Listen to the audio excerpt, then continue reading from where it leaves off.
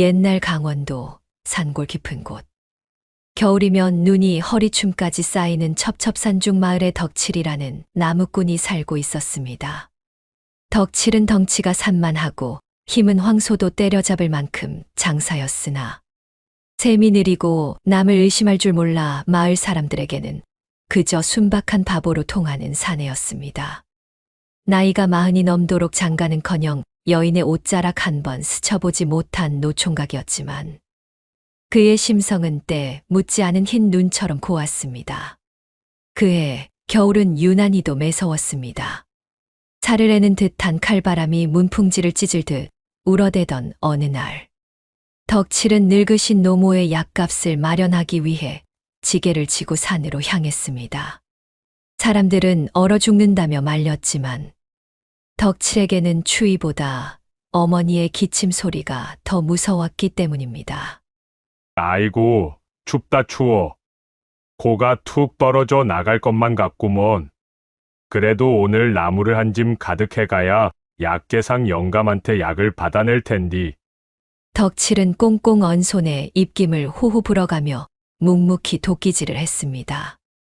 해가 뉘엿뉘엿 넘어가고 사방이 어둑어둑해질 무렵, 덕칠은 하산하기 위해 지게를 추스르다가 바위 틈 사이에 거뭇한 무언가가 웅크리고 있는 것을 발견했습니다. 눈이 수북이 쌓여 형체를 알아보기 힘들었지만 덩치로 보아하니 영락없는 짐승 같았습니다. 어라? 저게 뭐시여? 털이 거뭇거뭇한 것이 꼭 멧돼지 같구먼. 옳거니 오늘 횡재했네. 저놈 잡아가면 고기 반찬의 약값까지 한 번에 해결되겠어. 덕칠은 횡재했다는 생각에 입맛을 다시며 조심조심 바위 쪽으로 다가갔습니다. 도끼를 고쳐 쥐고 숨을 죽인 채 다가간 덕칠이 막 도끼를 들어 올리려던 찰나였습니다. 가까이서 본 그것은 짐승의 털 가죽이 아니었습니다. 그것은 하얀 소복을 입은 여인이 아이를 품에 꼭 껴안은 채 눈 속에 파묻혀 있는 모습이었습니다. 이게 뭐시여? 사람 아니여? 덕칠은 소스라치게 놀라 엉덩방아를 찧었습니다. 놀란 가슴을 진정시키고 들여다보니 여인은 얇은 홑겹옷 하나만 걸친 채 입술이 파랗게 질려 있었고 품에 안긴 아이 역시 숨소리가 희미했습니다. 여인의 발을 본 덕칠은 더욱 기가 찼습니다. 신발조차 신지 않은 맨발은 이미 동상에 걸려 퉁퉁 부어 있었고 찢어진 상처에서는 피가 흐르다 얼어붙어 있었습니다. 아이고, 멧돼지가 아니라 사람이었네. 이 엄동설 안에 어쩌자고 집신도 없이 여기 누워 계시오? 이보시오. 정신 좀 차려보시오. 덕칠이 여인의 어깨를 흔들었지만 여인은 미동도 하지 않았습니다. 덕칠은 더 생각할 겨를도 없이 자신이 입고 있던 두툼한 털조끼와 속옷을 벗어 여인과 아이를 감쌌습니다. 매서운 바람이 덕치의 맨살을 파고들었지만 그는 아랑곳하지 않았습니다. 조금만 참으시오. 내 얼른 따뜻한 아랫목으로 모실 테니. 덕칠은 여인을 등에 업고 아이를 가슴팍에 품은 채 산을 뛰어내려 갔습니다. 거친 숨을 몰아쉬며 눈길을 헤치고 달리는 덕칠의 등에서는 허연 김이 펄펄 피어올랐습니다. 집에 도착한 덕칠은 방문을 박차고 들어갔습니다. 어머니, 어머니. 불 좀 떼주소. 내가 산에서 사람을 주워왔소. 놀란 노모가 서둘러 군부를 지피고 덕칠은 밤새도록 여인과 아이의 언 손발을 주물렀습니다. 자신의 손이 트는지도 모르고 행여나 숨이 끊어질까 노심초사하며 물수건으로 이마를 닦아주기를 며칠 밤낮 지성이면 감천이라 했던가요. 사흘째 되던 날 새벽 여인이 가느다란 신음과 함께 눈을 떴습니다. 여인의 이름은 장옥분이었습니다. 깨어난 옥분은 낯선 천장을 바라보다가 자신의 옆에서 색색거리며 자고 있는 아들 복동을 확인하고는 안도의 한숨을 내쉬었습니다. 그리고 방구석에 쭈그리고 앉아 꾸벅꾸벅 졸고 있는 덩치 큰 사내를 발견했습니다. 여기가 어디입니까? 옥분의 기척에 덕칠이 화들짝 놀랐겠습니다. 아이고, 이제 정신이 좀 드시오? 여기는 제 누추한 집구석 입죠. 산에서 다 죽어가시는 걸 제가 업고 왔습니다. 옥분은 그제야 산속에서의 기억이 떠올랐습니다. 남편을 잃고 시동생에게 누명을 써 쫓겨나던 그 참혹했던 밤. 살아야겠다는 일념으로 아이를 안고 무작정 산을 넘다 쓰러졌던 기억들이 스쳤습니다. 옥분은 눈물을 글썽이며 자리에서 일어나 덕칠에게 큰절을 올리려 했습니다. 은인께서는 저희 모자의 생명을 구해주셨습니다. 이 은혜를 어찌 갚아야 할지 모르겠습니다. 덕칠은 펄쩍 뛰며 옥분을 말렸습니다. 아이고, 왜 이러시오? 몸도 성치 않은디 누워 계시오. 사람이 사람을 구하는 건 당연한 거 아니겠소? 그날부터 옥분 모자는 덕칠의 집에 머물게 되었습니다. 갈 곳 없는 처지임을 눈치챈 덕칠과 노모가 먼저 함께 지내자고 청했기 때문입니다. 옥분은 비록 누추한 오두막이었지만 그곳에서 느껴지는 온기에 난생 처음 마음의 평안을 얻었습니다. 하지만 덕칠은 옥분을 제대로 쳐다보지도 못했습니다. 옥분이 비록 낡은 옷을 입었으나 그 기품이 예사롭지 않았고 얼굴 또한 선녀처럼 보았기 때문입니다. 덕칠은 밥상을 들여갈 때도 얼굴이 붉어져 고개를 푹 숙이곤 했습니다. 아씨, 진지 드시오. 산은 없지만서도 주인장, 어찌 저를 아씨라 부르십니까? 저는 그저 얹혀 사는 과부일 뿐입니다. 말씀 낮추세요. 아니구먼유. 딱 봐도 귀한 댁 마님 같으신디. 제가 어찌 함부로. 그리고 저 주인장이 아니라 덕칠입죠. 편하게 부르시오. 덕칠의 순박한 모습에 옥분도 옅은 미소를 지었습니다. 그렇게 겨울이 깊어가던 어느 날이었습니다. 5살 배기 복동이 자리에서 털고 일어나 마당으로 나왔습니다. 복동은 또래 아이들처럼 뛰어노는 대신 마루에 걸터 앉아 덕칠이 나무를 손질하는 모습을 빤히 지켜보았습니다. 눈동자가 유난히 맑고 깊은 아이였습니다. 덕칠은 장터에 내다 팔 나무를 지게에 가득 싣고 있었습니다. 며칠 동안 눈이 많이 와서 땔감을 구하기 힘든 때라 오늘은 제법 값을 받을 수 있을 것 같아 신이 난 상태였습니다. 복동 도련님, 몸은 좀 괜찮으시오? 제가 오늘은 이 나무를 팔아서 도련님 좋아하시는 엿이라도 사올 테니 집 잘 보고 계시오. 덕칠이 지게를 짊어지며 서쪽 길로 향하려 할 때였습니다. 복동이 조용하지만 또렷한 목소리로 덕칠을 불렀습니다. 아버지. 아니, 아저씨. 잠시 멈추십시오. 덕칠이 걸음을 멈추고 뒤를 돌아보았습니다. 복동은 자리에서 일어나 덕칠에게 다가갔습니다.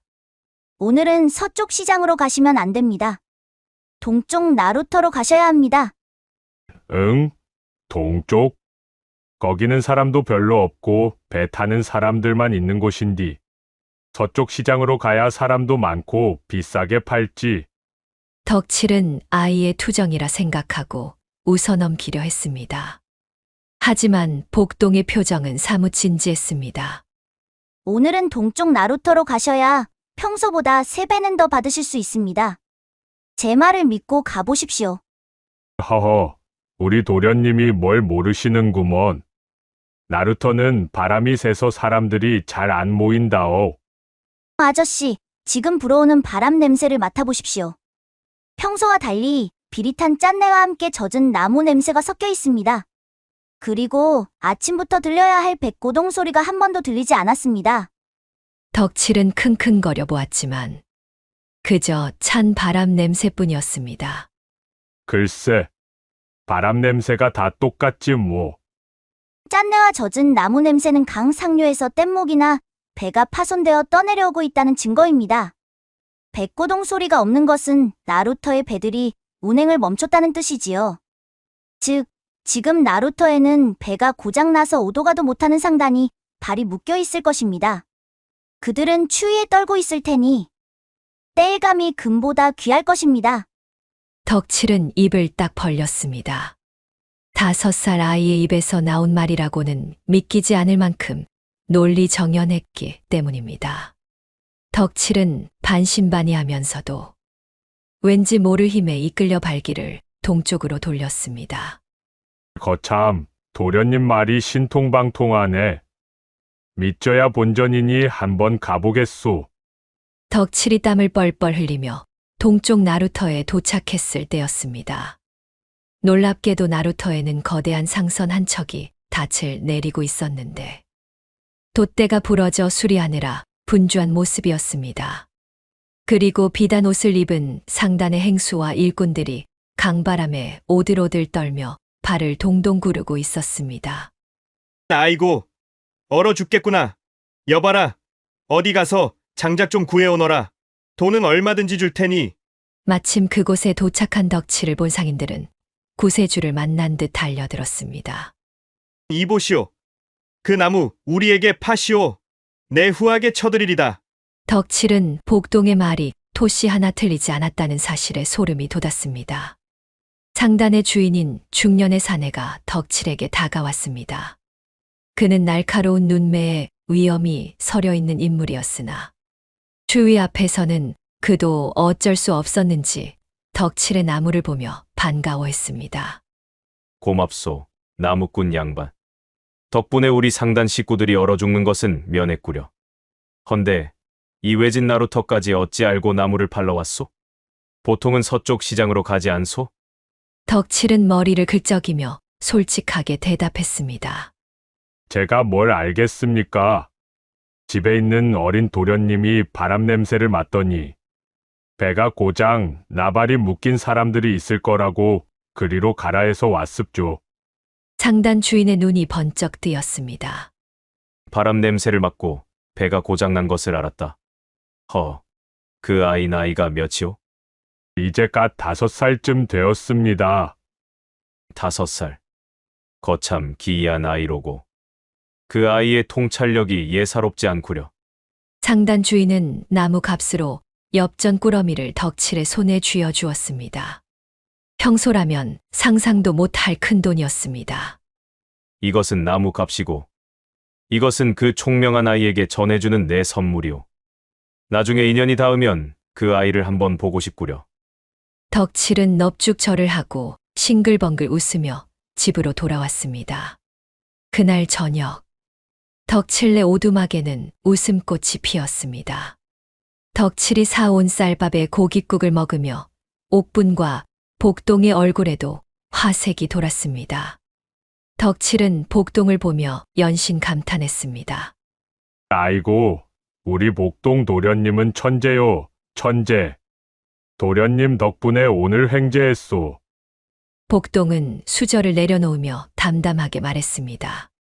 아저씨가 저와 어머니를 구해주신 은혜에 비하면 아무것도 아닙니다. 그리고 아저씨, 앞으로는 저를 도련님이 아니라 그냥 복동이라 불러주십시오. 저는 이제 양반이 아니라 아저씨네 식구입니다. 아니, 그게 무슨 당치도 않은.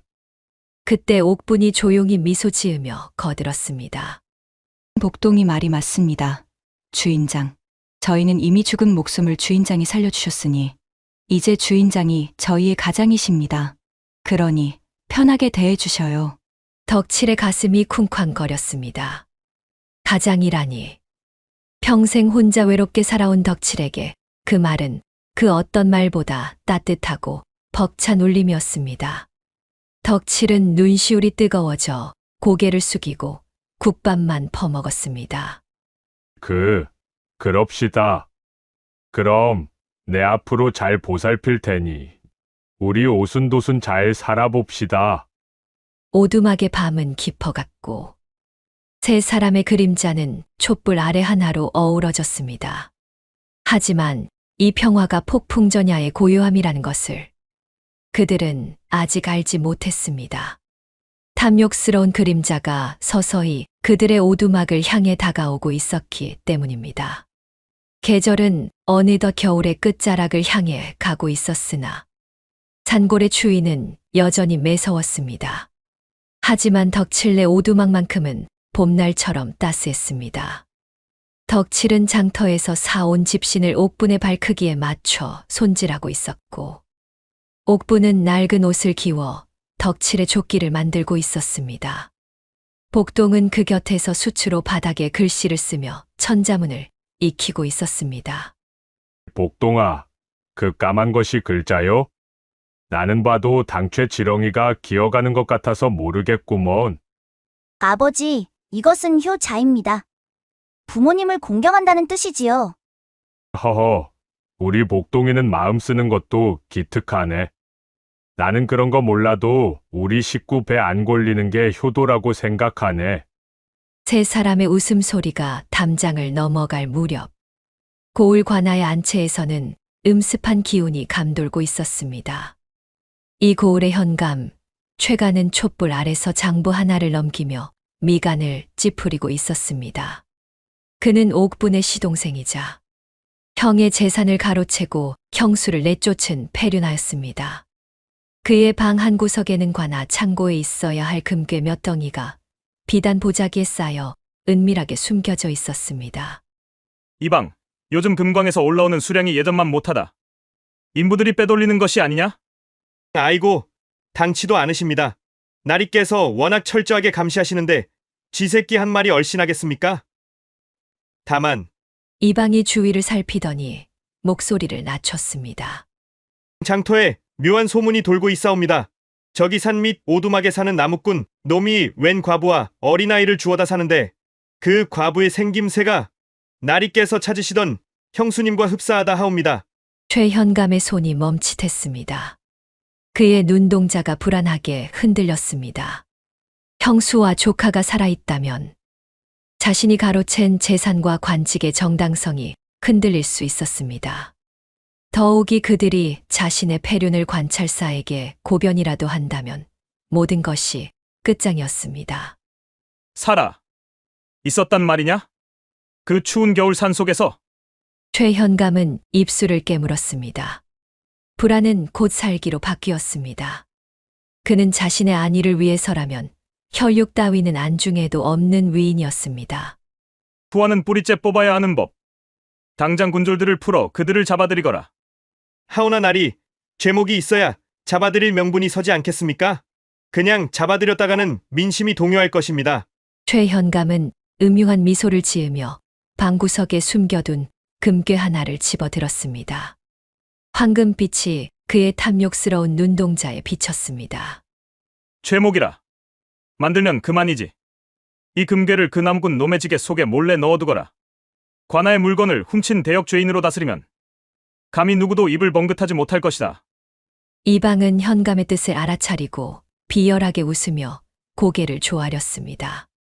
역시 나리의 지략은 따를 자가 없사옵니다. 즉시 거행하겠습니다. 다음 날 아침, 덕칠은 여느 때와 다름없이 지게를 지고 산으로 나갈 채비를 했습니다. 옥분이 정성스레 싸준 주먹밥을 품에 넣으며 덕칠은 싱글벙글 웃었습니다. 부인, 다녀오겠소. 오늘 나무 많이 해다가 저녁에는 쌀밥 지어 먹읍시다. 조심해서 다녀오셔요. 날이 차니 너무 무리하지 마시고요. 아버지, 오늘은 산 중턱까지만 가십시오. 까마귀 소리가 예사롭지 않습니다. 복동의 말에 덕칠이 고개를 갸웃거렸지만 옥분의 배웅에 기분이 좋아 대수롭지 않게 넘겼습니다. 그런데 덕칠이 살인문을 나서기도 전에 거친 발소리와 함께 포졸들이 오두막을 들이닥쳤습니다. 이놈, 죄인 김덕칠은 오라를 받아라. 덕칠은 영문도 모른 채 포졸들에게 둘러싸였습니다. 놀란 옥분과 복동이 방에서 뛰어나왔습니다. 이게 무슨 짓입니까? 죄인이라니요? 이방이 거드름을 피우며 앞으로 나섰습니다. 그는 덕칠의 지게를 가리키며 포졸에게 턱짓을 했습니다. 어디서 시치미를 떼느냐? 관아창고에서 금괴가 없어졌다는 보고가 들어왔다. 내 놈이 오가며 훔친 것이 분명하니 저 지게를 뒤져보라. 포졸 하나가 덕칠의 지게 안쪽 지풀 깊숙한 곳을 뒤지더니 번쩍이는 금괴 하나를 꺼내 들었습니다.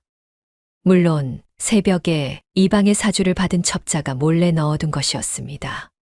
아, 아니, 저게 왜 내 지게에 들어있단 말이오? 나는 모르는 일이오.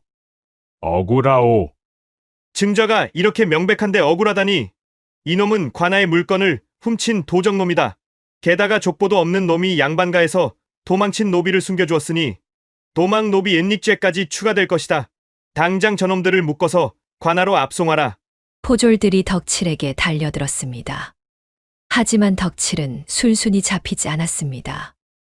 옥분과 복동을 노려보는 포졸들의 눈빛을 본 순간 덕칠의 눈이 뒤집혔습니다. 그는 달려드는 포졸 둘을 양팔로 잡아 번쩍 들어 내동댕이 쳤습니다. 내 마누라랑 새끼한테 손대지 마. 이놈들아. 덕칠의 괴력에 포졸들이 주춤하며 뒷걸음질 쳤습니다. 그것은 마치 새끼를 지키려는 성난 곰과 같았습니다. 그러나 수적으로 열세인데다 이방이 옥분의 목에 칼을 겨누자 덕칠은 힘을 쓸 수 없었습니다. 허튼 수작 부리면 이 계집의 목이 달아날 것이다. 아, 안 돼. 알겠소. 내가 갈 테니 제발 부인은 건드리지 마시오. 결국 덕칠은 포승줄에 꽁꽁 묶인 채 무릎이 꿇렸고 옥분과 복동 역시 죄인의 가족이라 하여 함께 관아로 끌려갔습니다. 관아 마당에는 이미 최현감이 형틀을 마련해 놓고 기다리고 있었습니다. 그는 형수 옥분을 보자 짐짓 놀란 척 연기를 했습니다. 아니, 이게 누구신가? 죽은 줄 알았던 형수님 아니십니까? 양반과 며느리가 천안나무꾼 놈과 정을 통하고 도망쳤다니. 가문의 수치로군요. 옥분은 치밀어 오르는 분노에 몸을 떨며 최현감을 노려보았습니다. 하늘이 무섭지도 않으십니까? 도련님.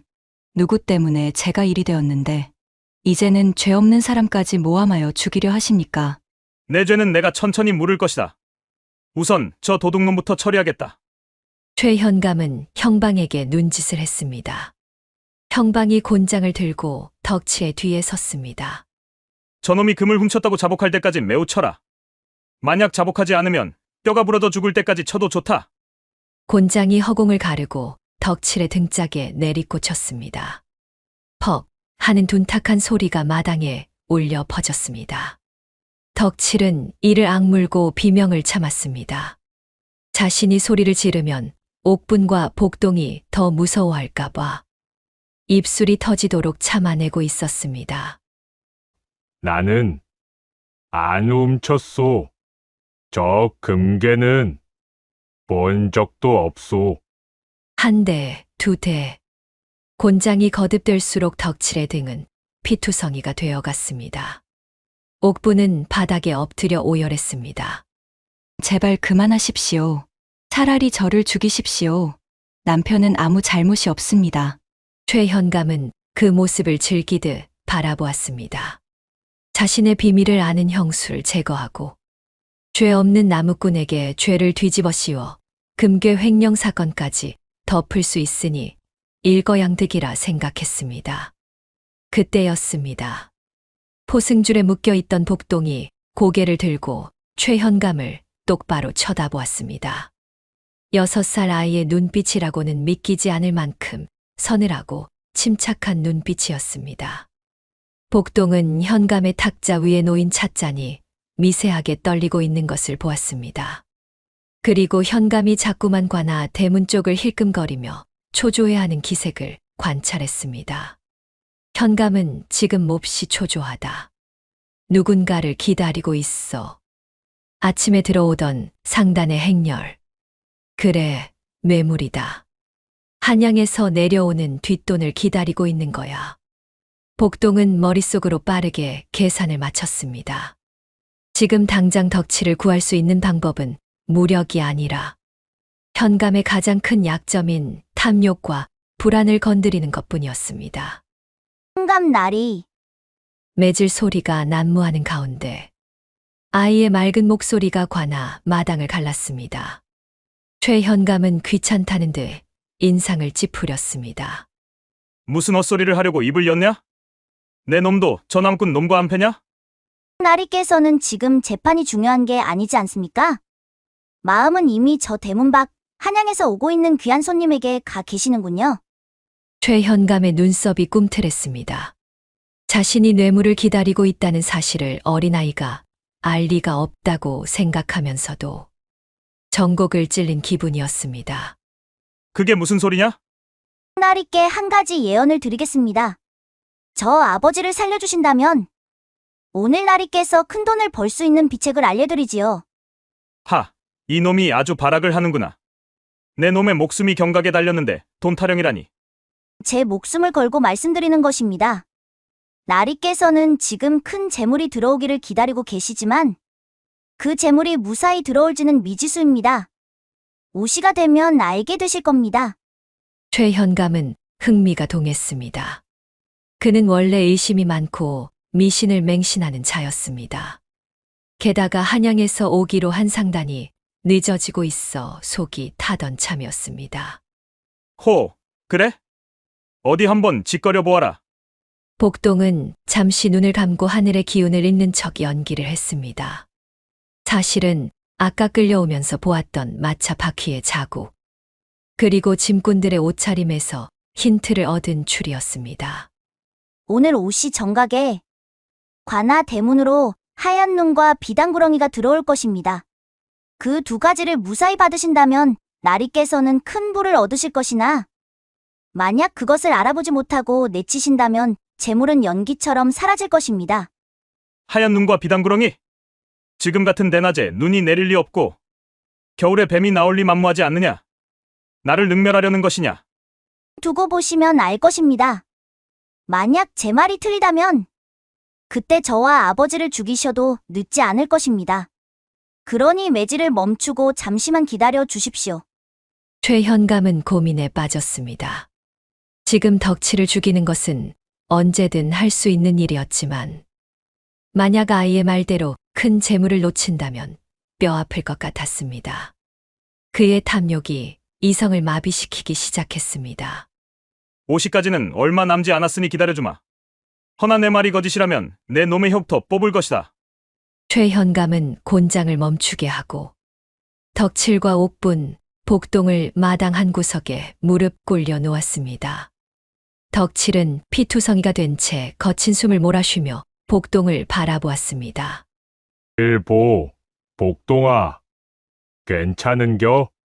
하얀 눈이라니. 그게 무슨 소리여? 아버지, 조금만 참으세요. 곧 기회가 올 것입니다. 시간이 흘러 그림자가 짧아지고 드디어 옷이 정각을 알리는 종소리가 멀리서 들려왔습니다.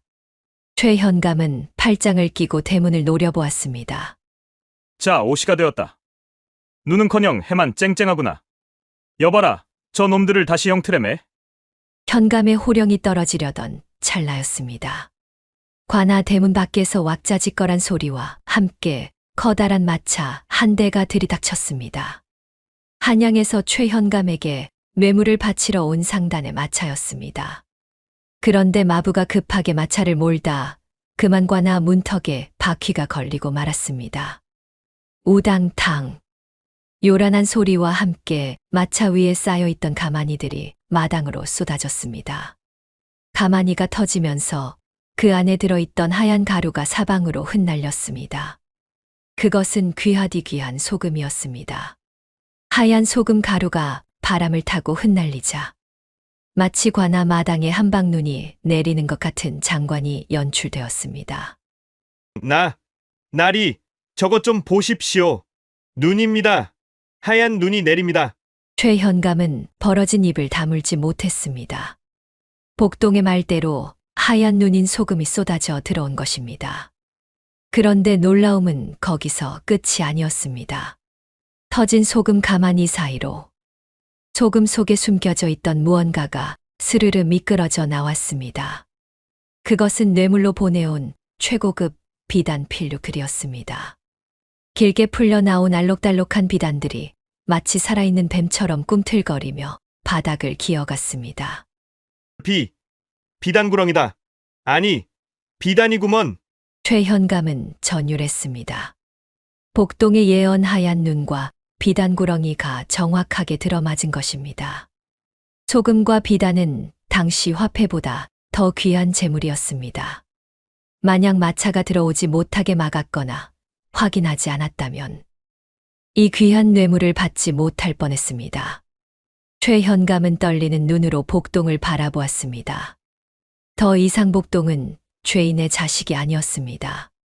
그의 눈에는 복동이 하늘의 뜻을 읽고 재물을 불러오는 신동으로 보이기 시작했습니다. 오, 정말이구나. 하얀 눈과 비단구렁이가 들어왔어. 이 아이는 진짜다. 최현감의 탐욕스러운 얼굴의 광기가 서리기 시작했습니다. 그는 이 아이를 이용하면 더 큰 부자가 될 수 있을 거라는 망상에 빠졌습니다. 덕치를 죽이는 것보다 이 아이를 구슬려 금광의 위치나 더 큰 횡재수를 알아내는 것이 급선무가 되었습니다. 이방, 당장 저 아이의 결박을 풀어주어라.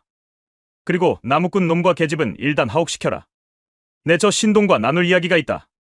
덕칠과 옥부는 옥사로 끌려갔고 복동은 현감의 앞으로 불려갔습니다. 최현감은 태도를 싹 바꾸어 복동에게 비굴한 웃음을 지어 보였습니다. 아이고, 도련님. 내 몰라뵙고 실수를 했군요. 그래, 또 보이는 것이 있습니까? 내게 더 큰 재물을 가져다 줄 비책 말이오. 복동은 속으로 차가운 미소를 지었습니다. 첫 번째 미끼를 문 물고기는 이제 낚싯줄을 끊을 수 없을 터였습니다. 복동은 짐짓 근심스러운 표정으로 현감을 바라보며 두 번째 덫을 놓기 위해 입을 열었습니다. 나리, 기뻐하실 때가 아닙니다. 들어온 재물은 많으나 나리께서 숨겨두신 더 큰 재물이 밤마다 울고 있습니다. 그 울음소리를 잠재우지 못하면 나리께서는 급사를 맞아 피를 토하고 돌아가실 운명입니다. 최현감의 얼굴이 사색이 되었습니다.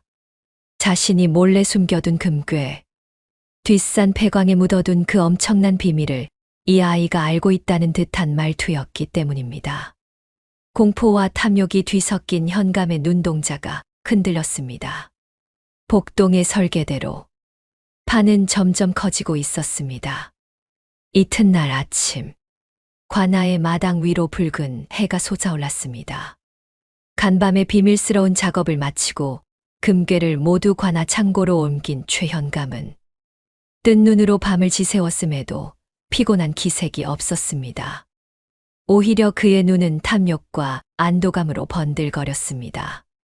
이제 그 엄청난 양의 금괴가 자신의 안방이나 다름없는 관아 창고에 안전하게 보관되어 있으니 더 이상 도둑 맞을 걱정도 귀신의 저주를 받을 걱정도 없다고 생각했기 때문입니다. 이방, 간밤에 고생이 많았다. 이제야 내 두 다리 뻗고 잘 수 있겠구나. 예. 나리, 그 어린 놈의 말이 맞았습니다. 창고에 금괴를 들이자마자 귀신 곡소리가 뚝 끊기지 않았습니까? 역시 양기가 센 관아에 두는 것이 정답이었습니다. 최현감은 흡족한 미소를 지으며 갓끈을 매만졌습니다. 하지만 그의 안도감은 곧장 잔혹한 사리로 바뀌었습니다. 비밀은 묻어야 안전한 법. 그는 자신의 치부를 알고 있는 덕칠과 복동, 그리고 눈의 가시 같은 형수 옥분을 살려둘 생각이 추호도 없었습니다.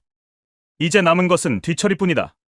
그 나무꾼 놈과 계집, 그리고 그 아이를 지금 당장 마당으로 끌어내라. 날이 밝았으니 공개 처형을 하여 백성들에게 본보기를 보여야겠다. 제목은 무엇으로 공표하겠습니까? 관아의 금괴를 훔친 대역죄인이라고 하지 않았느냐. 마침 금괴도 관아 창고에 있으니 그놈이 훔치려다 미처 가져가지 못하고 창고 구석에 숨겨두었다고 하면 그만이다. 증거도 있겠다. 증인도 있겠다. 완벽하지 않으냐? 잠시 후 옥사 문이 열리고 포졸들이 들이닥쳤습니다. 덕칠과 옥분, 복동은 포승줄에 굴비 엮이듯 엮여 관아 마당으로 끌려 나왔습니다. 마당에는 이미 소식을 들은 마을 사람들이 구름처럼 몰려와 웅성거리고 있었습니다.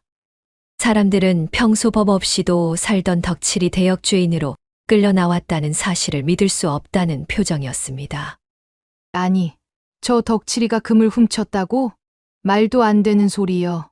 저 친구는 남의 밭에 떨어진 콩 한 쪽도 주인 찾아주는 위인인디. 글쎄 말일세. 뭔가 곡절이 있는 게 분명해. 저기 저 여인과 아이는 또 누구래? 최현감은 대청마루 높은 의자에 거만하게 앉아 죄인들을 내려다보았습니다. 그의 옆에는 형방과 이방이 서슬퍼런 칼을 차고 서 있었습니다. 죄인 김덕칠은 듣거라. 내 놈은 천한 신분으로 감히 관아의 곳간을 넘보아 나라의 귀한 금괴를 훔치려 했다. 또한 역적의 누명을 쓰고 도망친 죄인 장옥분을 숨겨주었으니 그 죄는 능지처참에 해당한다. 덕칠은 억울함에 가슴을 치며 소리쳤습니다.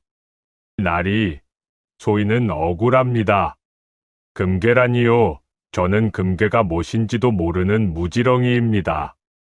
그리고 저 창고에 있는 금괴는 어젯밤 나리가 직접 이놈이 죽을 때가 되니 헛소리를 짓거리는구나.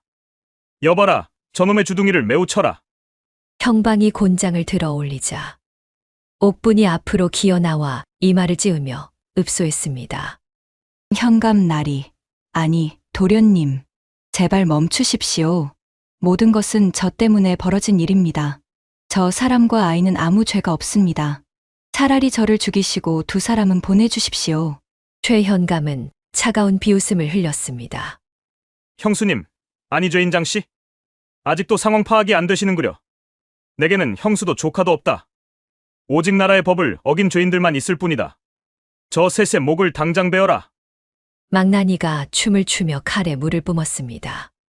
서슬퍼런 칼날이 햇빛을 받아 번뜩였습니다. 덕칠은 옥분과 복동을 자신의 몸으로 감싸 안으며 눈을 질끈 감았습니다.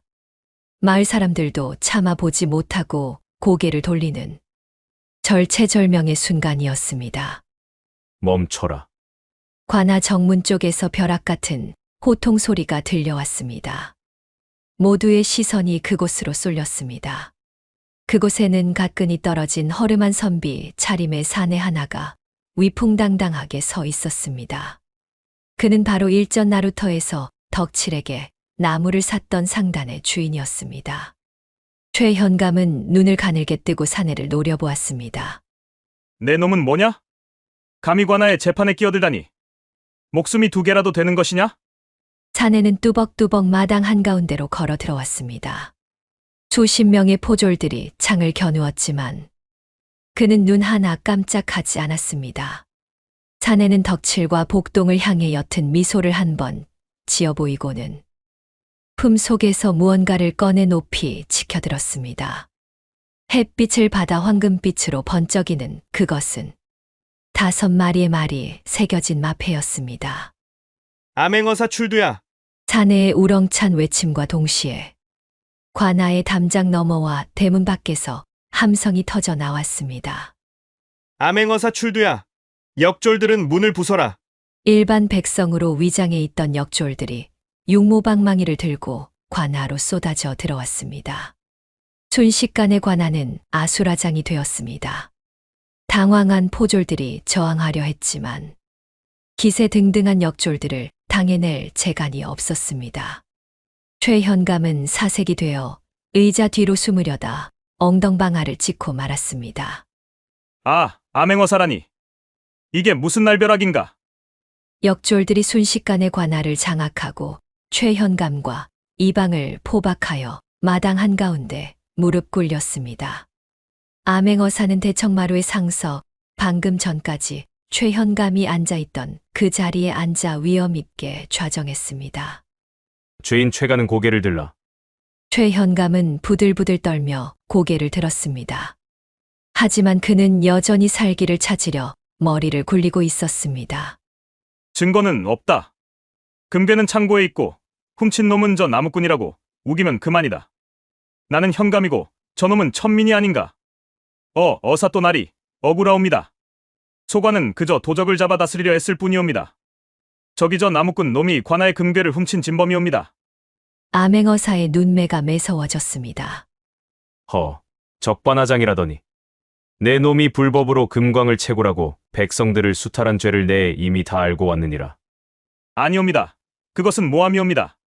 증거가 있습니까? 저 창고에 있는 금괴는 저 나무꾼 놈이 훔쳐다 숨겨놓은 것을 제가 찾아내어 보관 중인 것이옵니다. 최현감은 끝까지 오리발을 내밀었습니다. 금괴가 창고에 있다는 사실이 오히려 자신에게 유리하다고 판단한 것입니다. 덕칠이 훔쳐서 숨겼다고 우기면 덕칠이 아니라고 증명할 방법이 묘연했기 때문입니다. 덕칠은 억울해서 땅을 치며 통곡했습니다. 아닙니다. 사또나리, 저는 정말 아닙니다. 저놈이 거짓말을 하는 겁니다. 상황이 팽팽하게 맞서고 있었습니다. 물증인 금괴는 나왔으나 그것의 주인이 누구인지 누가 옮겼는지를 입증해야 하는 상황이었습니다. 최현감은 속으로 쾌재를 불렀습니다. 그래, 증거는 없다. 아무도 본 사람이 없지 않은가. 바로 그때였습니다. 포승줄이 풀린 복동이 조용히 앞으로 걸어 나왔습니다. 복동은 암행어사에게 정중히 절을 올린 뒤 또랑또랑한 목소리로 말했습니다. 사또 소인에게 이 사건의 진실을 밝힐 기회를 주시겠습니까? 암행어사는 복동을 알아보았습니다. 나루터에서 자신에게 큰 도움을 주었던 그 총명한 아이였습니다. 오, 내가 그 아이로구나. 그래, 내가 진실을 밝힐 방도가 있느냐? 예, 있사옵니다. 금괴는 말을 하지 못하나 흙은 거짓말을 하지 않는 법입니다. 복동은 몸을 돌려 최현감을 내려다보았습니다. 최현감은 아이의 시선에 왠지 모를 한기를 느꼈습니다. 사또, 지금 당장 저 현감과 제 아버지의 신발과 버선을 벗겨주십시오. 그 안에 진실이 숨어 있사옵니다. 최현감은 코웃음을 쳤습니다. 하, 신발. 내 신발이 뭐 어쨌다는 말이냐? 이놈이 미쳐서 헛소리를 하는구나. 암행어사는 역졸들에게 명했습니다. 두 사람의 신발을 벗겨라. 역졸들이 달려들어 덕칠의 집신과 최현감의 가죽신을 벗겼습니다. 그리고 이어서 덕칠의 맨발과 최현감의 버선이 드러났습니다. 복동은 먼저 덕칠의 발을 가리켰습니다. 여러분, 제 아버지의 발을 보십시오. 나무꾼인 아버지는 매일 산을 오르내리십니다. 발바닥은 굳은 살로 뒤덮여 있고 발가락 사이에는 검은 흙이 끼어 있습니다. 이것은 우리 마을 뒷산의 일반적인 흙입니다. 부엽토가 썩어 검고 푸석푸석하지요. 사람들이 고개를 끄덕였습니다. 누가 봐도 고생하며 산 평범한 나무꾼의 발이었습니다. 그럼 이제 현감 나리의 발을 보십시오. 모두의 시선이 최현감의 발로 향했습니다. 그는 값비싼 타레버선을 신고 있었습니다. 역졸들이 달라붙어 발버둥 치는 현감의 다리를 억지로 붙잡고 가죽신을 벗겨내었습니다. 그러자 백성들의 입에서 아 하는 탄식이 터져 나왔습니다. 덕칠의 시커먼 맨발 옆에 드러난 현감의 하얀 비단 버선. 그 고운 버선 바닥이 핏빛처럼 붉은 흙으로 범벅이 되어 있었기 때문입니다. 심지어 버선 틈새로 삐져나온 현감의 발톱 밑에도 붉은 흙이 끼어 있었습니다. 최현감은 당황하여 발을 뒤로 감추려 했습니다. 이건 그냥 진흙이다. 어제 비가 와서 마당에서 묻은 것이다. 복동은 차갑게 일갈했습니다. 아니요. 그것은 그냥 진흙이 아닙니다. 사또, 그리고 마을 분들. 저 붉은 흙의 정체가 무엇인지 아십니까? 좌중이 숨을 죽이고 복동의 입을 주시했습니다. 저것은 주사토입니다. 붉은색이 악귀를 쫓는다 하여 나라에서 특별히 관리하거나 봉인된 장소에만 뿌리는 흙이지요. 우리 고을에서 저 주사토가 뿌려진 곳은 단 한 군데. 바로 10년 전 폐쇄된 금광의 입구뿐입니다. 최현감의 눈동자가 지진이 난 듯 흔들렸습니다. 그제야 그는 간밤에 자신이 밟았던 질퍽한 진흙탕이 떠올랐습니다. 금괴를 옮기느라 정신이 팔려 그 흙이 자신의 버선에 묻어 지워지지 않았다는 사실을 까맣게 잊고 있었던 것입니다. 복동의 목소리가 더욱 힘차게 울려 퍼졌습니다. 관아의 마당 흙은 누런 황토입니다. 제 아버지의 발에 묻은 흙은 검은 부엽토입니다. 그런데 어째서 방 안에만 계셔야 할 현감 나리의 비단버선에 인적이 끊긴 금광 입구에 붉은 주사토가 묻어있단 말입니까? 복동은 한 걸음 더 다가가 최현감을 몰아붙였습니다. 그것은 나리가 어젯밤 직접 그 금광입구에 다녀왔다는 명백한 증거입니다. 훔친 금괴를 숨겨두었던 폐광에서 관아 창고로 옮기느라 그 붉은 진흙탕을 밟고 또 밟으셨기 때문이지요. 비단 벗은 올 사이사이에 박힌 저 붉은 흙이 바로 나리가 도적이라는 증거입니다. 장내는 물을 끼얹은 듯 조용해졌다가 이내 탄성과 분노의 함성이 터져 나왔습니다. 맞아.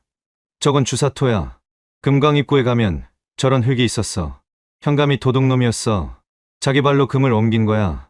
최현감은 얼굴이 흙빛이 되어 아무 말도 하지 못했습니다. 그 붉은 흙은 아무리 변명하려 해도 변명할 수 없는, 움직일 수 없는 태산 같은 증거였습니다. 암행어사는 크게 노하여 책상을 내리쳤습니다. 네 이놈. 어린아이의 눈에도 보이는 저 명백한 증거를 보고도 오리발을 내밀 셈이냐? 내 놈의 발에 묻은 저 흙이 내가 밤새 탐욕을 위해 뛰어다닌 흔적이로구나. 아니. 그게. 저는. 여봐라. 당장 저 파렴치한 자의 관복을 벗기고 형틀에 묶어라. 나라의 녹을 먹는 자가 백성을 수탈하고 금을 횡령하고 심지어 죄 없는 백성에게 누명을 씌워 죽이려 했으니 그 죄는 만번 죽어 마땅하다. 역졸들이 달려들어 최현감의 관모를 벗기고 관복을 찢어 발겼습니다. 최현감은 비명을 지르며 바닥을 기었습니다. 아이고, 죽을 죄를 지었습니다. 한 번만 살려주십시오. 제발 목숨만은. 그토록 위세등등하던 현감의 모습은 온데간데 없고 살려달라며 빌고 있는 추한 죄인의 모습만이 남았습니다. 덕칠은 멍하니 그 광경을 바라보다가 옆에 있는 복동을 와락 끌어안았습니다. 복동아. 내가 우리를 살렸어. 내가 해낸겨. 옥분도 감격의 눈물을 흘리며 복동의 손을 잡았습니다. 복동은 그제야 긴장이 풀린 듯 희미하게 웃으며 아버지를 올려다보았습니다. 아버지, 제가 말씀드렸잖아요. 멧돼지는 욕심을 부리다 제 발로 덫을 밟는다고요. 암행어사는 흐뭇한 표정으로 세 사람을 바라보았습니다. 정의가 승리하고 악이 처단되는 순간이었습니다. 관아 마당을 가득 메운 백성들은 암행어사 만세, 복동이 만세를 외치며 환호했습니다. 그 함성 소리가 하늘을 찌르듯 울려 퍼지며 길고 길었던 탐욕의 밤은 완전히 끝이 났습니다. 관아 마당을 가득 메웠던 함성과 소란이 잦아들고 최현감과 그 일당들이 줄줄이 굴비 엮이듯 옥으로 끌려간 뒤였습니다. 암행어사는 관아의 대청마루에 앉아 자신의 앞에 다소곳이 서 있는 복동을 흐뭇한 눈길로 바라보았습니다. 비록 나이는 어렸으나 그 기계와 총명함은 조정의 웬만한 대신들보다 나아 보였기 때문입니다. 복동이라 하였느냐? 내 지혜가 아니었다면 저 교활한 탐관오리의 꼬리를 잡지 못했을 것이다. 참으로 대견하구나. 복동은 공손히 허리를 숙였습니다. 가찬의 말씀이시옵니다. 소인은 그저 아버지를 살리고자 했을 뿐이옵니다. 내 재주가 이 산골 구석에서 썩기에는 너무나 아깝도다. 내 너를 한양으로 데려가고 싶구나. 내게 자식이 없으니 너를 양자로 삼아 대과에 급제시키고 나라시를 하는 큰 인재로 키우고 싶다. 나와 함께 한양으로 가겠느냐? 그것은 파격적인 제안이었습니다. 죄인의 자식이라는 멍에를 벗고 당대 최고의 권세가인 암행어사의 양자가 되어 입신양명할 수 있는 기회였습니다. 마을 사람들은 모두 입을 떡 벌리며 부러움의 눈길을 보냈습니다. 하지만 그 순간 덕칠의 가슴은 철렁 내려앉았습니다. 그는 자신의 투박하고 거친 손과 복동의 맑은 얼굴을 번갈아 보았습니다. 자신은 평생 나무나 하며 살천한 팔자였고 복동은 하늘이 내린 귀한 인재였습니다. 덕칠은 아래 십수를 꽉 깨물었습니다. 가슴이 찢어질 듯 아팠지만 아들을 위해서는 보내주는 것이 도리라 생각했습니다. 덕칠은 옥분의 소매를 슬며시 잡아 끌며 뒤로 물러섰습니다. 그리고 짐짓 밝은 척 목소리를 높였습니다. 아이고, 도련님, 이게 웬 경사입니까? 어사 또 나리께서 양자로 삼아주신다니, 이제 진짜 양반이 되는 것이구먼요. 어서 따라가시오. 가서 정승판서도 되고, 떵떵거리고 사셔야지. 옥분은 놀란 눈으로 덕칠을 바라보았습니다. 그게 무슨 말씀이십니까? 저희더러 떠나라는 말씀입니까? 그렇소. 부인도 이제 고생 그만하시고 도련님 따라 한양으로 가시오. 저 같은 무지렁이랑 살아봤자 고생길만 훤하지 않겠소? 저는 혼자 사는 게 편하오. 원래 혼자였으니. 덕칠은 애써 눈물을 참으며 고개를 돌렸습니다. 하지만 그의 떨리는 어깨는 숨길 수가 없었습니다. 암행어사는 덕칠의 그 깊은 속내를 짐작하고 조용히 복동의 대답을 기다렸습니다. 복동은 덕칠에게 천천히 다가갔습니다. 그리고 덕칠의 거친 손을 자신의 고사리 같은 두 손으로 꼭 잡았습니다. 가라니까. 나 같은 건 잊어버리고. 제게는 한양의 고래등 같은 기와집보다 아버지가 지어주신 빚에는 오두막이 더 따뜻하옵니다. 정승판서가 되어받는 녹봉보다 아버지가 땀 흘려 벌어오신 쌀 한 톨이 제게는 더 귀하옵니다. 복동은 암행어사를 향해 돌아섰습니다. 그리고 바닥에 넙죽 큰 절을 올렸습니다. 어사 또 나리, 제안은 감사하나 거두어 주시옵소서. 나은 정보다 기른 정이 더 깊다 하였습니다. 피 한 방울 섞이지 않은 저와 어머니를 위해 목숨까지 걸었던 분이옵니다. 제 아버지는 오직 이분, 김덕칠 한 분뿐이옵니다. 암행어사는 고개를 끄덕이며 호탕하게 웃었습니다. 그래. 내가 잠시 욕심을 부렸구나. 내 효심이 내 마음을 울리는도다. 그래. 내 뜻대로 하거라. 덕칠은 참았던 눈물을 펑펑 쏟으며 복동을 와락 끌어안았습니다. 이 미련한 놈아. 바보 같은 놈아. 거기가 어디라고 안 간다는겨. 아버지랑 나무하러 다니는 게 더 좋습니다. 세 사람은 서로를 부둥켜 안고 한참을 울었습니다. 그 모습을 지켜보던 마을 사람들도 눈시울을 붉혔습니다. 사건이 마무리되고 며칠 뒤 덕칠네 오두막 마당. 봄 기운이 완연하여 매화꽃이 꽃망울을 터뜨리고 있었습니다. 덕칠은 마당을 쓸고 있었고 옥부는 마루에 앉아 바느질을 하고 있었습니다. 평화로운 풍경이었지만 두 사람 사이에는 묘한 어색함이 흐르고 있었습니다. 이제 신분의 굴레도 벗겨졌고 함께 살기로 했지만 여전히 덕칠은 옥분을 어려워하고 있었기 때문입니다. 부인.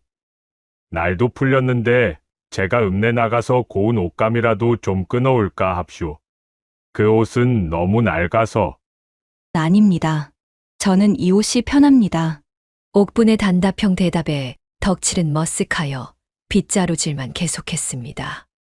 그 모습을 지켜보던 복동이 혀를 차며 마당으로 나왔습니다. 아버지, 답답해서 못 보겠군요. 언제까지 어머니를 부인이라 부르면서 남처럼 대하실 겁니까? 아니, 그게 나는 천한 놈이고 부인은 양반이신디 어찌 함부로. 아버지, 제가 하나 관찰한 사실을 알려드릴까요? 복동은 옥분의 옆으로 가서 슬며시 옥분의 손목을 잡는 신용을 했습니다. 어머니는 평소에는 맥박이 아주 차분하십니다. 헌데 아버지가 지게를 지고 마당에 들어오실 때만 되면 어머니의 맥박이 마치 북소리처럼 쿵쿵 요동을 칩니다. 그리고 아버지가 말을 거실 때면 가슴이 방망이질을 해대어 얼굴이 저기 저 붉은 매화꽃처럼 달아오르시지요. 옥분의 얼굴이 순식간에 콩당무처럼 빨개졌다. 그녀는 부채로 얼굴을 가리며 당황해했습니다. 복동아, 무슨 망측한 소리를. 이것은 의서에 비추어 보나 마음의 이치로 보나 명백한 상사병의 증상입니다. 어머니도 아버지를 은인이 아니라 사내로 보고 계신다는 뜻이지요. 덕칠은 눈이 휘둥그레져서 옥분을 바라보았습니다. 부인. 그게 참말이오? 옥분은 한참을 망설이다가 부채를 내리고 수줍게 고개를 끄덕였습니다. 그리고 덕칠을 향해 처음으로 마음을 담아 불렀습니다. 예, 그렇습니다. 제 목숨을 구해주시고 제 아이를 지켜주신 분을 어찌 연모하지 않을 수 있겠습니까? 저를 더 이상 남 대하듯 하지 마시고 서방님이라고 부르게 해주십시오. 서방님이라는 말에 덕칠의 다리가 풀려 그 자리에 주저앉고 말았습니다. 하지만 그의 입은 귀에 걸릴 듯 찢어져 있었습니다. 아이고, 이게 꿈이여 생시여. 서방님이라니. 내 평생 소원을 다 풀었네. 덕칠은 벌떡 일어나 덩실덩실 춤을 추었습니다. 옥분도 참았던 웃음을 터뜨렸고 복동도 흐뭇하게 그들을 바라보았습니다. 얼마 후 마을 잔치가 벌어졌습니다. 덕칠과 옥분의 혼례식이었습니다. 비록 화려한 예복은 아니었지만 두 사람의 표정은 그 어느 왕후장상보다 행복해 보였습니다. 어사또가 보내준 넉넉한 혼수 덕분에 마을 사람들도 배불리 먹고 마시며 두 사람의 앞날을 축복했습니다. 세월이 흘러 복동은 장성하여 과거의 장원 급제하였습니다. 조정에서는 그를 높은 벼슬에 등용하려 했으나 복동은 늙은 부모를 봉양하겠다며 고사하고 고향으로 내려왔습니다. 그는 고향에서 서당을 열어 아이들을 가르치고 농기구를 개량하여 마을을 부유하게 만드는 실학자가 되었습니다. 덕칠은 꼬부랑 할아버지가 되어서도 옥분의 손을 꼭 잡고 마시를 다녔습니다. 사람들이 물을 때마다 그는 자랑스레 말하곤 했습니다. 내가 멧돼지 잡으러 갔다가 조선 팔도에서 제일 가는 보물들을 주었지 뭔가. 허허허. 산속에서 얼어 죽어가던 모자와 그들을 품어준 바보 나무꾼의 이야기는 핏줄보다 뜨거운 것이 사람의 정임을 일깨워주며 오늘날까지 전해지고 있습니다.